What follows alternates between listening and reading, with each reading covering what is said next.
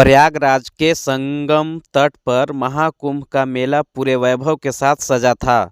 लाखों लोग जो गंगा, यमुना और अदृश्य सरस्वती के संगम पर स्नान करने आए थे, उस आस्था के महासागर का हिस्सा बने हुए थे।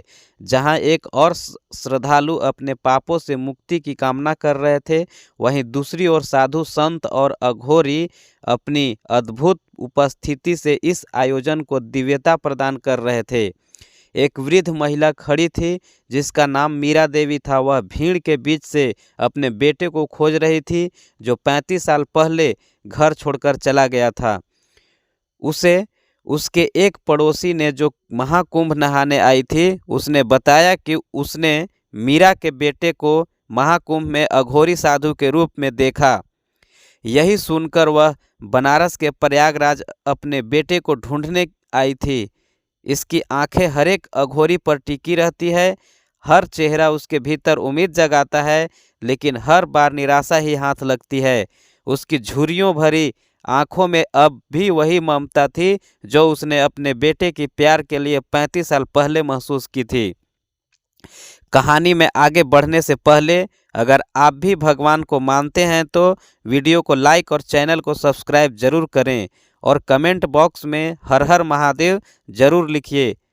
मीरा अपने बेटे को आज पा लेना चाहती थी। वो मन ही मन भगवान शिव से मांग रही थी कि हे महादेव, अगर आप हो तो मेरे बेटे को आज मुझसे मिला दो। वो दिन तो बीत गया, पर अगले दिन सुबह जब अघोरी साधुओं का अखाड़ा गंगा स्नान के लिए संगम की ओर बढ़ रहा था, तो अचानक उसकी नज़र सबसे आगे चल रहे एक साधु पर पड़ी। उसके भस्म लेपित चेहरे में मीरा ने अतीत के अपने उस छोटे राघव की झलक देखी। राघव, यह तो मेरा राघव है। मीरा चीख उठी। उसकी आवाज़ दर्द और ममता से भरी हुई थी। वह भीड़ को चीरती हुई उस अघोरी साधु के पास पहुंच गई। राघव, यह मैं हूँ, मेरी माँ मुझे पहचान। साधु, जो अब अघोरी राघव नाथ बन चुका था, उसकी तरफ देखता रह गया। उसकी आंखों में वर्षों की साधना की गहराई और शून्यता थी। वह स्तब्ध सा रह गया। चेहरा उसके लिए अपरिचित नहीं था, लेकिन वह इसे स्वीकार नहीं कर पा रहा था। माँ शब्द उसके होठों से निकलने में भी कांप रहे थे। मीरा उसकी ओर दौड़ी और उसे गले से लगा लिया। उसकी आवाज़ रोते हुए कह रही थी, तूने मुझे पहचान लिया। मुझे पता है, मैंने कितने साल तुझे ढूंढा हूँ। मैंने तुझे कहाँ कहाँ नहीं ढूंढा मेरे बेटे। यह दृश्य जैसे एक माँ और उसके खोए बेटे के वर्षों के दर्द को बढ़ा रहा था। संगम तट पर खड़े लोग यह देख स्तब्ध में थे।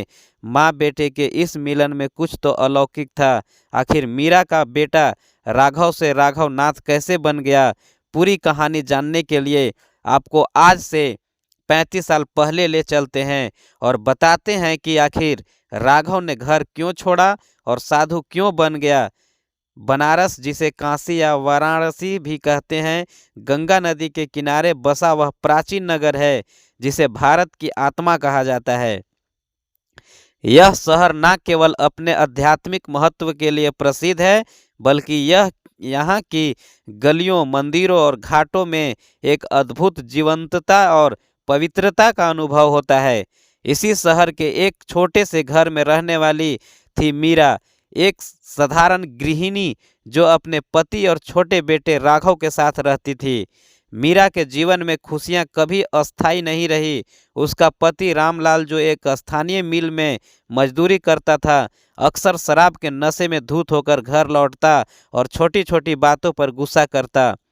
उसकी शराब की लत ने न केवल उनके घर की आर्थिक स्थिति खराब कर दी, बल्कि परिवार के बीच की शांति भी छीन ली थी।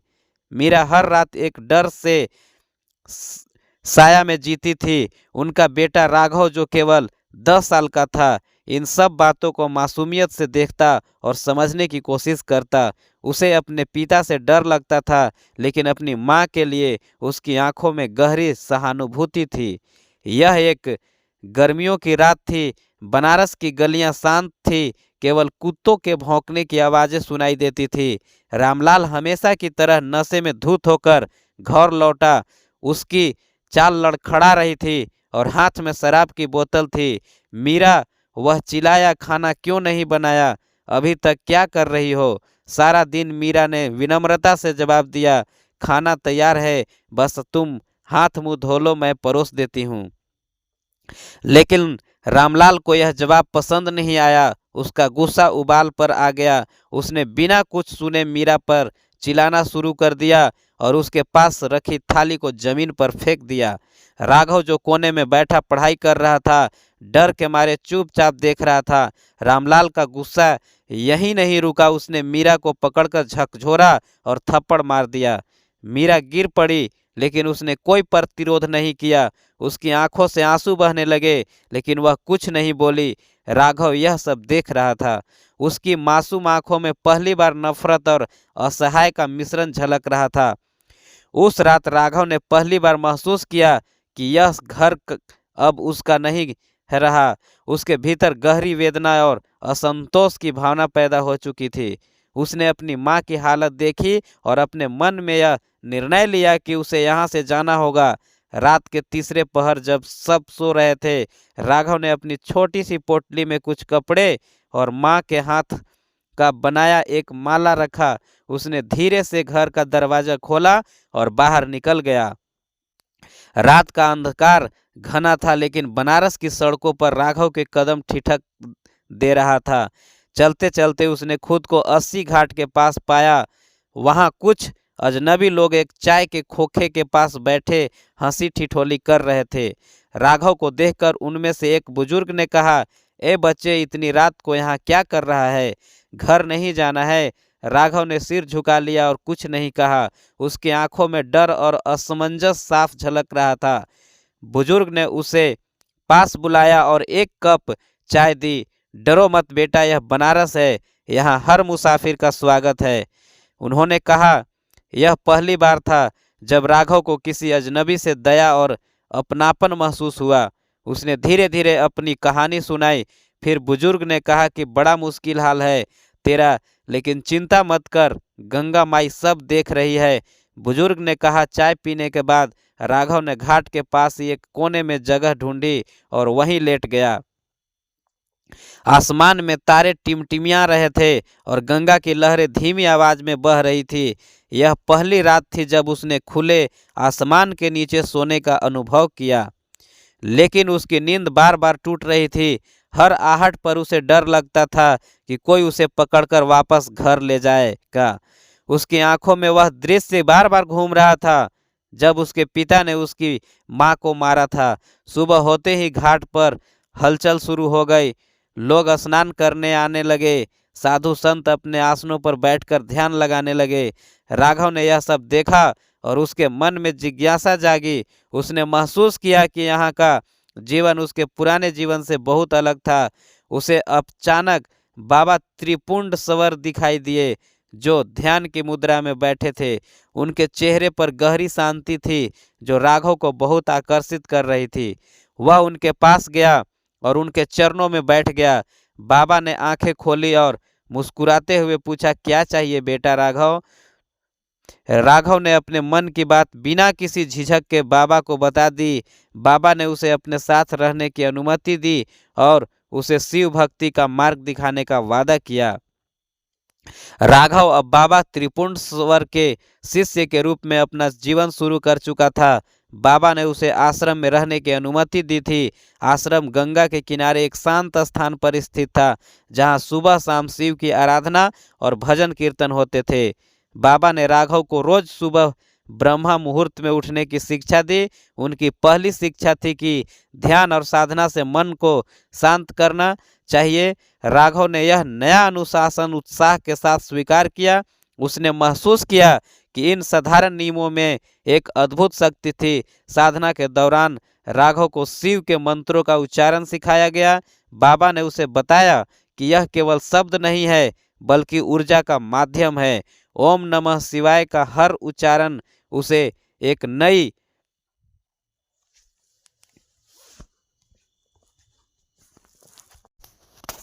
नई शक्ति और शांति का अनुभव कराता है। आश्रम में केवल राघव और बाबा ही नहीं, बल्कि कई अन्य शिष्य भी थे। हर किसी का अपना एक अनोखा जीवन संघर्ष में था जो उन्हें यहाँ तक लेकर आया था। राघव ने इन सभी से मित्रता करना शुरू किया और उनके अनुभवों से सीखने लगा। साधना के अलावा आश्रम के दैनिक कार्यों में भी राघव सक्रिय रूप से भाग लेने लगा। वह गंगा से पानी लाने, पूजा के लिए फूल इकट्ठा करने और प्रसाद बनाने में मदद करता। यह सब उसे एक नई जिम्मेदारी का एहसास दिलाता। धीरे धीरे राघव का मन पूरी तरह शिव भक्ति में रम गया। उसने महसूस किया कि शिव केवल एक देवता नहीं बल्कि संपूर्ण ब्रह्मांड का आधार है। उसकी हर समस्या, हर सवाल का जवाब शिव में था। एक दिन बाबा ने उससे कहा, राघव, शिव भक्ति का मतलब केवल मंत्र जपना नहीं बल्कि अपने अहंकार को पूरी तरह समाप्त करना है। जब तक तू अपने भीतर के अहंकार को त्याग नहीं करेगा तब तक तू शिव के करीब नहीं पहुंच पाएगा। राघव ने इस बात को अपने जीवन का उद्देश्य बना लिया। उसने हर दिन अपने भीतर झांकना शुरू किया और अपने अहंकार, भय और दुख को पहचानने की कोशिश की। यह प्रक्रिया कठिन थी लेकिन उसने बाबा के मार्गदर्शन में उसे जारी रखा। उधर मीरा अब भी अपने बेटे की तलाश में थी। हर दिन वह गंगा के घाटों पर जाती और साधुओं से पूछती, क्या आपने मेरे राघव को देखा है? लेकिन उसे हर जगह से निराशा ही हाथ लगती।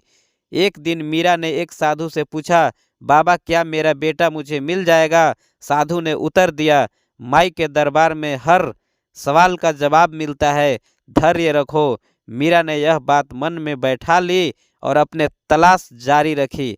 मीरा ने जीवन में दुख का सागर लगातार गहराता जा रहा था।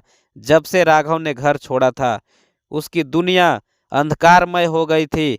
हर सुबह वह इस आशा के साथ जागती थी कि शायद आज का दिन उसे अपने बेटे से मिलने का कोई संकेत देगा, लेकिन समय के साथ उसकी उम्मीदें मुरझुराने लगी। मीरा ने राघव को ढूंढने के लिए बनारस की हर गली, हर चौराहा छान मारा। वह 80 घाट, दशा अश्वमेध घाट और मणिकर्णिका घाट जैसे पवित्र स्थानों पर जाती और साधुओं से पूछती, क्या मेरे राघव को देखा है? वह छोटा सा लड़का जिसकी आंखों से मासूमियत है, लेकिन हर बार उसे नकारात्मक उत्तर मिलता। साधु अक्सर उससे कहते, माँ गंगा माई पर विश्वास रखो, जो खो गया है वह अवश्य मिलेगा। मीरा को केवल अपने बेटे की चिंता नहीं थी बल्कि समाज से भी लड़ना पड़ रहा था। लोग उसे ताने दे रहे थे कि कैसी माँ हो जो अपने बेटे को संभाल नहीं पाई। रामलाल भी अपनी शराब की लत में और डूबता जा रहा था। वह मीरा को दोषी ठहरा रहा था, तुम्हारी वजह से राघव घर छोड़कर चला गया। मीरा यह सब सुनती और भीतर ही भीतर टूटती जाती। एक दिन जब मीरा 80 घाट पर बैठी थी तो उसने एक साधु को देखा जो ध्यान में लीन था। उसके चेहरे पर अजीब सी शांति थी। मीरा ने उनके पास जाकर अपनी व्यथा सुनाई। साधु ने कहा, माँ, जीवन में जो कुछ भी होता है वह शिव की इच्छा से होता है। तुम्हारा बेटा गंगा माई की शरण में है, धैर्य रखो। यह शब्द मीरा के लिए थोड़ी सांत्वना लेकर आए, लेकिन इसका मन अब भी बेचैन था। मीरा हर रात अपने बेटे की यादों में खो जाती। उसे राघव के साथ बिताए हर छोटे पल याद आते। कैसे वह बचपन में उसके आंचल में छिप जाता था जब रामलाल गुस्से में होता, तो कैसे वह हर सुबह मीरा के साथ गंगा आरती देखने के लिए जिद करता था। यह सारी स्मृतियां मीरा के दिल को चीर देती, लेकिन साथ ही उसे जीने की ताकत भी देती। मीरा ने निर्णय लिया कि वह अपने बेटे की तलाश शिव और गंगा माई की शरण में रहकर ही करेगी। हर सुबह वह गंगा में डुबकी लगाती और प्रार्थना करती, हे बोले भोलेनाथ, मेरे बेटे को मुझसे मिलवा दो। उसकी प्रार्थना में एक अनोखी शक्ति थी। वह दिन रात गंगा के किनारे बैठकर अपने बेटे की झलक पाने की कोशिश करती। अपने बेटे के लिए मीरा ने हर संभव त्याग कर दिया। उसने अपना आराम, अपनी इच्छाएं और यहाँ तक कि अपने आंसू भी गंगा माई को समर्पित कर दिए। वह केवल एक माँ नहीं थी, अब वह एक प्रतीक बन चुकी थी। एक ऐसी माँ का प्रतीक जो अपने बच्चे के लिए सब कुछ सहन कर सकती है। आश्रम में बिताए सालों ने राघव को पूरी तरह बदल दिया। वह मासूम बच्चा नहीं रहा जो बनारस की गलियों में अपना घर छोड़कर निकला था। वह एक निडर और गहरा आत्म संयमी साधक बन चुका था। बाबा त्रिपुंडेश्वर के संरक्षण में उसने शिव की भक्ति में खुद को पूरी तरह समर्पित कर दिया। साधना, योग और तपस्या उसकी दिनचर्या का हिस्सा बन चुके थे। राघव की भक्ति इतनी गहरी हो चुकी थी कि वह कठिन साधना भी बिना थके करता। शिव की आराधना में डूबा राघव अब अघोरी साधना के मार्ग पर चलने के लिए तैयार था। यह मार्ग कठिन था, जिसमें संयम, साहस और आत्मसमर्पण की चरम सीमा तक पहुंचने की आवश्यकता थी। बाबा ने राघव को बताया, अघोरी साधना का मार्ग केवल उनके लिए है जो अपने अंदर के सारे मोह, भय और अहंकार को समाप्त कर चुके हैं। यह मार्ग तुझे शिव के वास्तविक स्वरूप का अनुभव कराएगा। राघव ने संघर्ष इस मार्ग को अपनाने की इच्छा जताई। बाबा ने उसे कड़ी तपस्या और गहन ध्यान की प्रक्रिया में प्रवेश कराया। उसने अपनी साधना के दौरान यह अनुभव किया कि शिव केवल एक देवता नहीं है, वे शून्यता और अनंतता का स्वरूप है। धीरे धीरे राघव ने समाज और अपने अतीत से जुड़े हर चीज को त्याग दिया। वहीं दूसरी ओर आश्रम में आने वाले लोग राघव को बाबा राघव नाथ कहने लगे। उनकी साधना और गहन भक्ति ने उन्हें एक विशेष स्थान दिया। लोग उसे आशीर्वाद लेने आते और उनकी शिक्षाओं से प्रेरणा पाते। राघव अब केवल एक साधक नहीं, बल्कि साधुओं के बीच सम्मानित स्थान पाने वाले एक अघोरी बन चुके थे। मीरा तो माँ थी और माँ की ममता कभी कम नहीं हो सकती। मीरा की तलाश अब भी जारी थी। गंगा के किनारे घाटों पर उसका हर दिन राघव को खोजने में बीतता। उसकी ममता की शक्ति उसे थकने नहीं देती थी। उसने बनारस के हर मंदिर, हर साधु और हर कोने में अपने बेटे की छवि खोजी, लेकिन कहीं कोई खबर नहीं मिली। एक दिन मीरा ने सुना कि महाकुंभ मेला जल्दी ही शुरू होने वाली है। यह दुनिया का सबसे बड़ा आध्यात्मिक मेला था, जहां लाखों साधु संत और श्रद्धालु गंगा में डुबकी लगाने आते थे। मीरा के मन में आशा की किरण जागी। उसे लगा कि शायद इस मेले में वह अपने बेटे को देख सकेगी। और उसी दिन उसकी पड़ोसी कमला ने आकर उसे बताया कि वो भी महाकुंभ गई थी। नहाने के बाद उसे एक ऐसा अघोरी दिखा जो राघव की तरह लगता था, पर 35 साल बीतने की वजह से वह काफी का उम्र का हो गया है, तो ठीक तरह से पहचानना मुश्किल था। पर लगता है वो राघव जैसे ही था। अब मीरा के दिल में एक उम्मीद जागी। मीरा ने महाकुंभ में जाने का निश्चय किया। उसने अपनी सीमित बचत को जुटाया और प्रयागराज जाने की तैयारी शुरू कर दी। शायद भोलेनाथ मुझे वहां मेरे राघव से मिलवा दें, उसने मन ही मन सोचा। प्रयागराज में महाकुंभ मेले का दृश्य अत्यंत भव्य था। दूर दूर तक गंगा, यमुना और अदृश्य सरस्वती के संगम पर स्नान करने के लिए श्रद्धालुओं की भीड़ उमड़ रही थी। जगह जगह साधुओं के शिविर लगे थे। कोई ध्यान में लीन था तो कोई प्रवचन दे रहा था। अखाड़ों के अघोरी साधु अपने विशिष्ट रूप में नजर आ रहे थे। मीरा ने संगम पर स्नान किया और अपनी प्रार्थना में शिव से अपने बेटे से मिलवाने की गुहार लगाई। हे भोलेनाथ, मेरी तपस्या अब पूरी करो, मेरी राघव को मुझसे मिला दो। उसकी प्रार्थना इतनी गहरी थी कि पास बैठे साधु भी उसकी आंखों में जलती हुई ममता की आग को महसूस कर सकते थे। महाकुंभ मेले में एक दिन विशेष था जब अघोरी साधुओं का अखाड़ा संगम पर स्नान के लिए आता था। उनका आगमन बहुत भव्य और रहस्यमयी था। वे अपने भस्म लेपित शरीर, गले में मानव खोपड़ी की माला और त्रिशूल लेकर आते थे। लोग दूर दूर से इन्हें देखने के लिए इकट्ठा हुए थे। मीरा इस अद्भुत दृश्य को देखकर थोड़ी देर के लिए अपनी चिंता भूल गई थी। वह गंगा की ओर बढ़ते साधुओं और संतों को देखकर बस यही सोच रही थी कि शायद इनमें से कोई उसे उसका खोया हुआ राघव लौटा सके। पिछले 35 वर्षों में मीरा ने हर संभव, हर जगह अपने बेटे को ढूंढा था। हर घाट, हर मंदिर, हर आश्रम में उसने अपने बेटे के नाम की गुहार लगाई थी, लेकिन आज तक उसे केवल निराशा ही मिली थी। लेकिन आज महाकुंभ के इस दिव्य वातावरण में मीरा के भीतर एक अजीब सी हलचल थी। उसका दिल कह रहा था कि उसका बेटा यही कहीं है। हर बार जब वह किसी साधु को देखती तो उसके दिल की धड़कन तेज हो जाती। क्या वह मेरा राघव हो सकता है? लेकिन जैसे ही वह करीब जाकर देखती, हर बार उसका दिल टूट जाता। अचानक दूर दूर से शंख और नगाड़ों की आवाज आने लगी। चारों ओर लोग दौड़कर संगम की ओर जाने लगे। किसी ने कहा, अघोरी साधुओं का अखाड़ा आ रहा है। यह सुनकर मीरा के भीतर उत्सुकता और भय का मिश्रण जाग उठा। उसने सुना था कि अघोरी साधु शिव के परम उपासक होते हैं। उनकी साधना का मार्ग कठिन और विचित्र होता है, लेकिन उनका जीवन किसी को समर्पित होते हैं। मीरा ने भीड़ के बीच में रास्ता बनाकर संगम की ओर देखा। अघोरी साधुओं का समूह आ रहा था। उनके शरीर पर भस्म का लेप था, गले में मानव खोपड़ी की माला और हाथ में त्रिशूल। उनकी आंखों में एक अजीब सी चमक थी जो किसी भी साधारण व्यक्ति को भयभीत कर सकती थी। उनके कदमों में अटूट विश्वास और उनकी उपस्थिति में एक अद्भुत शक्ति थी। मीरा का दिल अचानक तेजी से धड़कने लगा। उसकी नज़र एक साधु पर अटक गई। वह साधु सबसे आगे चल रहा था। उसके चेहरे पर एक अनोखी शांति थी, लेकिन उसकी आंखों में गहराई और तीव्रता थी।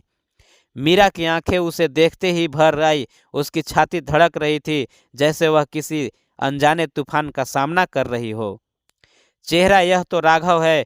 मीरा के मुंह से यह शब्द अचानक ही निकल गए। उसने अपने भीतर की मां को रोकने की बहुत कोशिश की, लेकिन ममता ने उसे रोकने से इनकार कर दिया। उसने भीड़ में से दौड़ लगाई और उस साधु के पास पहुंच गई। राघव, मेरे बेटे, मीरा ने रोते हुए आवाज लगाई। उस साधु जब अघोरी राघवनाथ बन चुका था, वे अपनी गहरी ध्यान मग्न अवस्था से अपनी आंखें खोली। उसने उस आवाज की ओर देखा। उसकी आंखों में एक पल के लिए कोई प्रतिक्रिया नहीं हुई, लेकिन जैसे ही उसकी नज़र मीरा पर पड़ी, वह स्तब्ध सा रह गया। मीरा दौड़ते हुए उसके पास पहुंची और उसके पैरों में गिर गई। राघव, यह मैं हूँ, तेरी माँ, मुझे पहचान। उसकी आवाज़ कांप रही थी। आंसू उसकी आंखों से बाहर राघव नाथ के पैरों को भिगो रहे थे। राघव नाथ, जो अब तक शिव भक्ति में अपना सब कुछ त्याग चुका था, उस पल को ठिठक गया। उसने अपनी आंखें बंद कर ली। उसका मन अतीत की ओर दौड़ पड़ा। उसे याद आया वह छोटा सा घर, माँ का आंचल और वह रात जब उसने घर छोड़ा था। माँ, उसके मुंह से धीमे से यह शब्द निकला। मीरा ने उसकी आवाज़ सुनते ही उसकी ओर देखा। तूने मुझे पहचान लिया राघव, मेरे बेटे।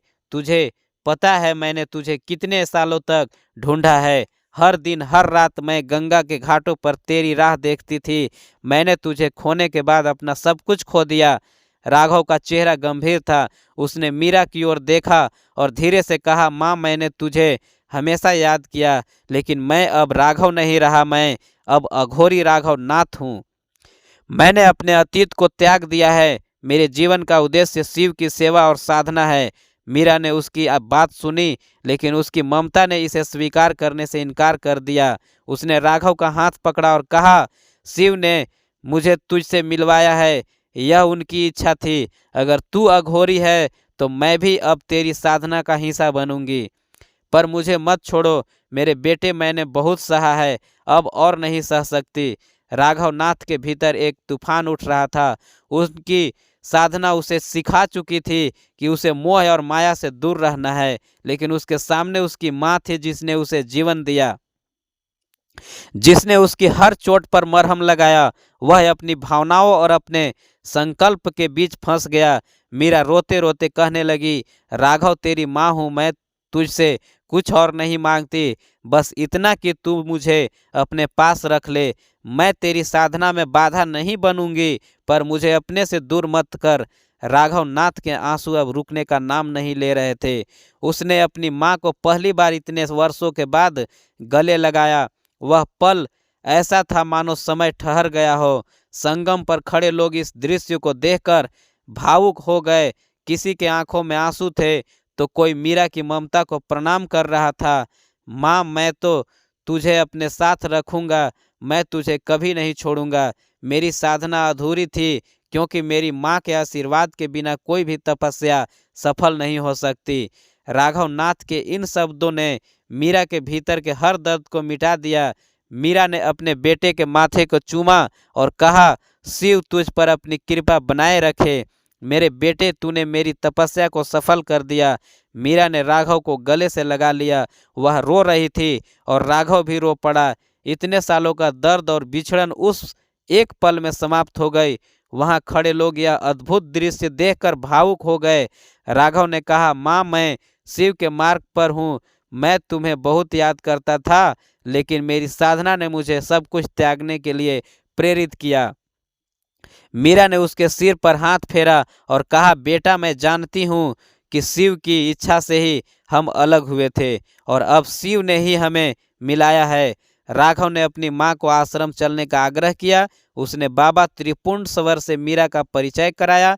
बाबा ने कहा, यह मिलन शिव की इच्छा थी, अब तुम्हें अपनी साधना में माँ की सेवा भी जोड़नी होगी। मीरा ने भी राघव के साथ आश्रम में रहने का निर्णय लिया। उसने शिव की भक्ति और साधना में खुद को समर्पित कर दिया। माँ बेटी की यह जोड़ी अब शिव की कृपा से एक नई यात्रा पर निकल पड़ी। मीरा को राघव मिल चुका था और राघव को अपनी साधना के साथ साथ अपनी माँ का आशीर्वाद। यह कहानी बनारस की गलियों से शुरू होकर शिव की भक्ति और माँ की ममता की अनोखी गाथा बन गई। तो ये कहानी आपको कैसी लगी कमेंट करके ज़रूर बताइएगा और मेरे चैनल को सब्सक्राइब करना न भूलें। अब मिलते हैं एक नए कहानी में नए टॉपिक के साथ, तब तक के लिए धन्यवाद।